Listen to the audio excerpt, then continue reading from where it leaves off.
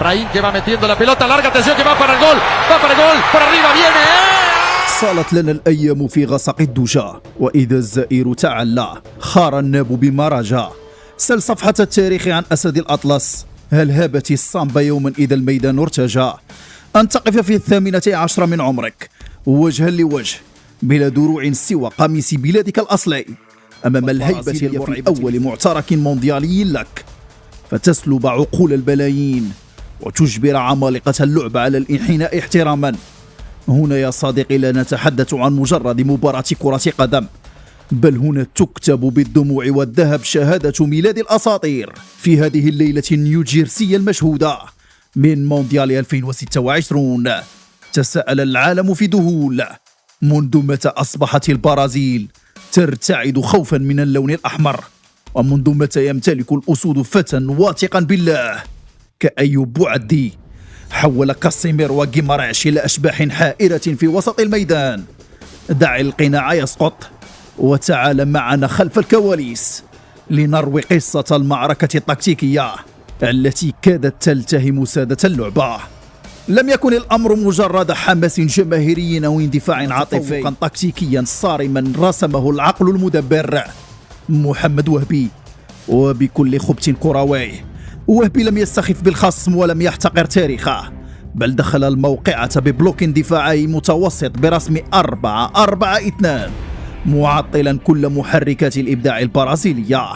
شاهد بدقة كيف كان الثنائي عز الدين أوناحي وإسماعيل الصباري يشكلان الخط الأول للضغط بتبادل أدوار عبقري، أحدهما يخنق كارلوس كاسيميرو ويمنعه من استلام الكرة، بينما ينقض الآخر على قلب الدفاع البرازيلي معتمدا على محفزات الضغط كالتمرير الجانبي.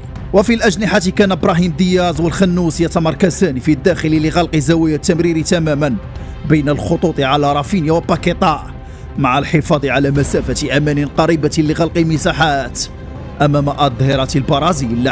لقد جعل المغاربة الخصم يشك في هويته، ومن يدخل الريبة في نفوس سادة اللعبة فليس بهين. وفي قلب هذه المعمعة التكتيكية برز الواثق بالله أيوب بوعدي، نجم صغير سنا كبير مقاما قبل أسابيع قليلة من المونديال. وفي مايو 2026 حسم هذا الفتى ملف تغيير فرنسية إلى المغربية ليجد نفسه مباشرة في فوهة المدفع أمام أعتى منتخبات الأرض.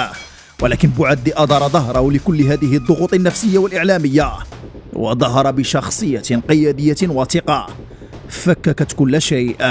بوعدي ليس لاعب الارتكاز النمطي الثابت الذي يكتفي بتطوير اللعبة من تحت، إنه الرومانيان بلاير، الارتكاز الحركي الحديث المتوافق مع آخر أبديت لنظام كرة القدم العالميا.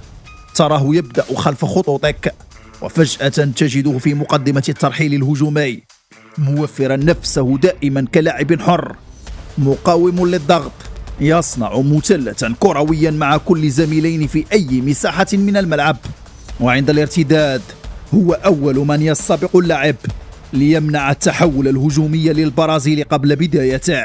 وبلغة الأرقام التي لا تكذب ولا تجامل، إليكم ما فعله ابن 18 بالسامبا.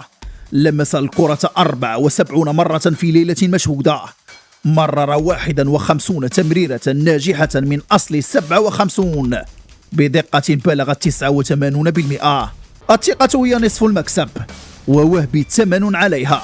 المغرب نجح في الرسمين، ضغط عالي أربك الخصم وجعله يبدو كالهندوراس في أيام السوء، ثم تراجع مدروس لجس النبض، تنويع يحسب للمنظومة المغربية التي فككت خطوط البرازيل بالطول والعرض.